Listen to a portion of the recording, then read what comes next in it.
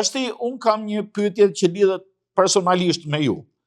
Pyetja ka të bëj me rolin tuaj në Partinë Demokratike. Si ndjeni ju?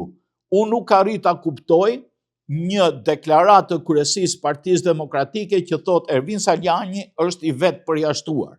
Kur me rregulloren e Partisë Demokratike, me kushtetutën do të thosha të Partisë Demokratike, nuk bëhet përjashtim dhe aq më tepër vetë përjashtim. Është një term që nuk ekziston. A ndjeni ju i vetë përjashtuar?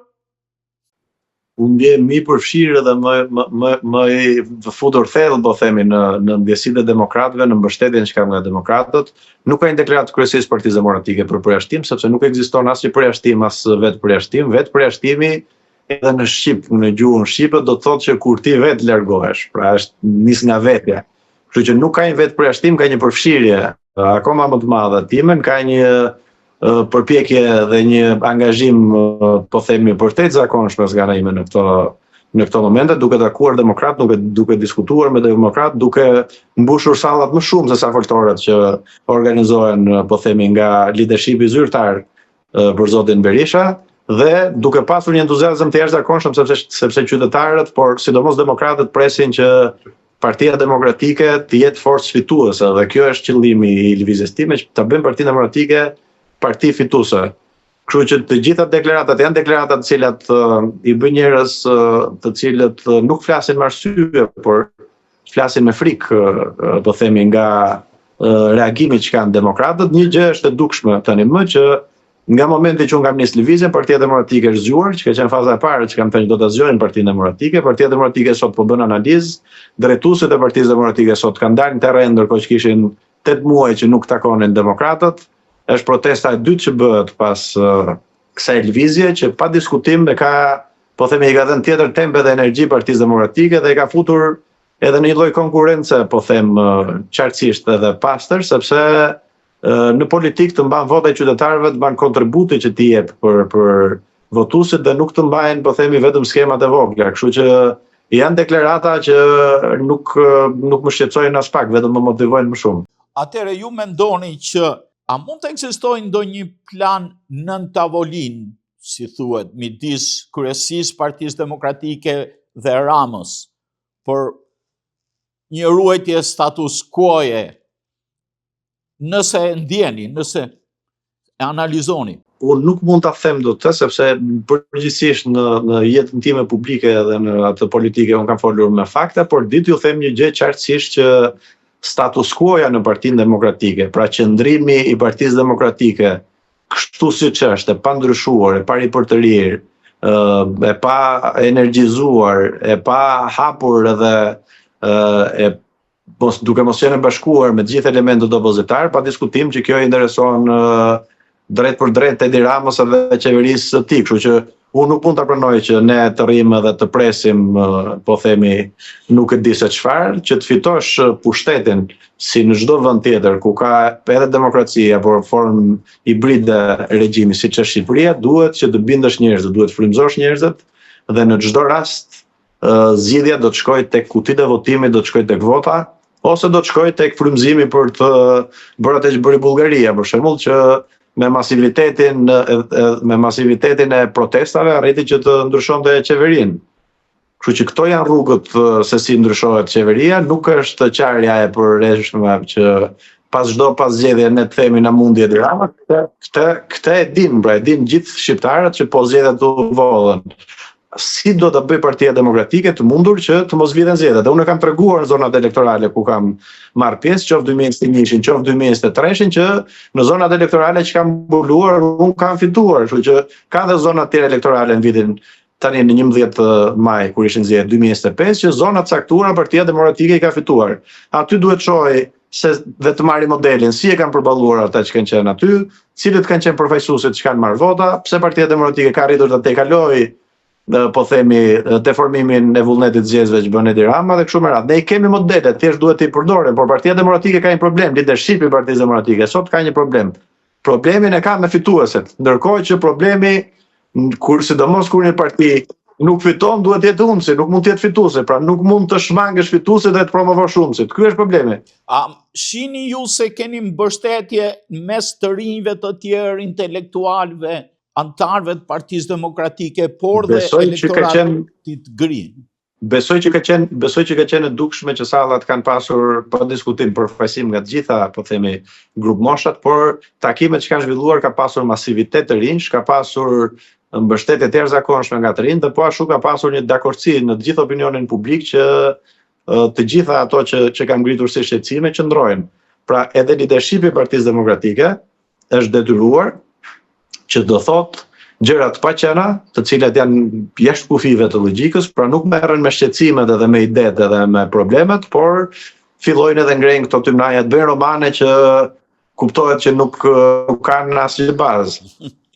Si mund krijohet më shumë hapësirë për figura të reja si ju brenda PD, sipas mendimit tuaj?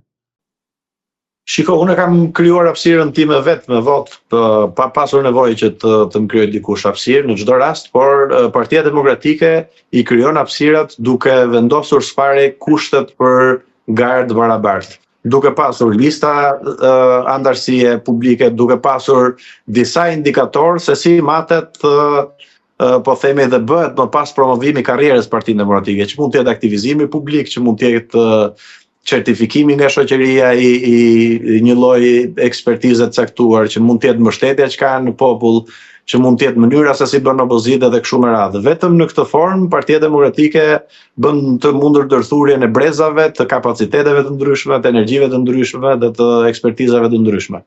Si e përkufizoni ju, për ta mbyllur, rolin tuaj aktual brenda Partisë Demokratike sot? A jeni ju një figurë opozitare e saj? Një zë kritik, apo kandidat që lufton për më shumë përgjegjësi të madhe në emër të çështjes së Partisë Demokratike? Unë besoj që përgjegjësitë i ka marrë duke marrë parasysh edhe po themi kushtet të cilat zhvillohet politika në Shqipëri. Unë po them disa të vërteta që pakush ka guxim, përtej domethënë se po heq fare modestin që pakush ka guxim të thotë të gjitha po themi tezat, të gjitha idet, të gjitha shqetësimet që kanë sot demokratët, unë po i përfaqësoj më së miri, dhe fakti që sallat mbushen më shumë se sa kapaciteti i tyre dhe ka një mbështetje të jashtëzakonshme tek opozitarët, tregon që ka marrë përgjegjësinë që duhet ta ketë gjithë secili prej opozitarëve që të thotë atë që është e duhura dhe të bëjë atë që është e duhura për të bërë gjithçka që Partia Demokratike të jetë fituese, duke mos ruajtur pozitën e vet komode. Unë jam antar kryesie, isha drejtues politik në një zonë, nuk kisha asnjë problem në lidhje dhe prap nuk kam në lidhje me karrierën time personale. Unë mendoj që gjithë secili prej politikanëve që operon në hapësirën publike duhet të shërbejë intereset publik, dhe unë po bëj këtë, po i shërbej intereset qytetarëve dhe po bëj gjithçka që opozita të jetë në nivelet e duhura, në nivelet e pritshmërisë së madhe të qytetarëve dhe të shoqërisë së sotme, qoftë në gjuhë politike që duhet të jetë ndryshe, qoftë në përfaqësuesit që e përçojnë mesazhin politik ndryshe, qoftë në atë që është parimi themelor, sidomos partitë e djatha, në respektimin e meritës dhe meritësisë në parti e kështu me radhë. Zoti Saliani, si mendoni çfarë mund të bëhet ndryshe që të fitohet elektorati gri, se pa të nuk arrin fitoren zgjedhje? Duhet së pari të promovohen dhe të vendosen rregullat për promovimin e karrierës. Së dyti duhet që të bëhet gjithçka që Partia Demokratike të bashkojë çdo kapacitet që është jashtë Partisë Demokratike sot. Dhe së treti që është domosdoshme, duhet në mënyrë të domosdoshme, të detyrueshme, po e them kështu, që Partia Demokratike të hapet drejt botës akademike, drejt profesionistëve të rinj, drejt diasporës dhe njerëzve të cilët kontributin e tyre po themi e kanë të certifikuar edhe të matur në opinionin publik dhe në po themi grupet e ekspertëve ku ata operojnë, dhe Partia Demokratike t'i marrë dhe t'i bëjë zët vetëm zët opozitës. Nëse Partia Demokratike, siç është sot, nuk kuptohet dot se çfarë duhet të bësh sot në Partinë Demokratike, për shembull, që ti je deputet, askush nuk e thot. Nuk e di njeri sot sepse listat u kompozuan në atë mënyrë në zgjedhjet e kaluara. Dhe duhet të rregullojmë një herë, po themi, shtëpinë tonë, duhet të përmirësohemi vetë, që të jemi të besueshëm dhe të përfshijmë pastaj gjithë pjesën tjetër që ka të bëjmë atë që është elementi se duhet bërë këto, që të vijë ajo që po themi rëndom apo në mënyrë të përgjithshme thuhet që një opozitë duhet frymëzoj. Atëre po e mbyllim me urimin që një opozitë të frymëzoj, puna juaj të zë vend, si duket se ka filluar të zërë vend brenda radhëve të Partisë Demokratike, të bazës së saj, në kërkesën e domosdoshme për një rinovim të Partisë Demokratike, një rinovim të opozitës, një bashkim të opozitës për zgjidhjen e problematikave që vazhdon të ketë vendi pas një qeverisje kaq të gjatë të zotit Rama. Miru takofshim në emisionet tjera. Po, ju falenderoj shumë dhe ju vlerësoj për kontributin që jepni edhe nga diaspora, duke i krijuar mundësi që të na ndjekin edhe qytetarët shqiptarë të cilët shumë me mire jetojnë edhe në Shtetet e Bashkuara të Amerikës. Kështu që ju falenderoj dhe ju uroj edhe unë punë mbar. Gjithë mirat, miru takofshim.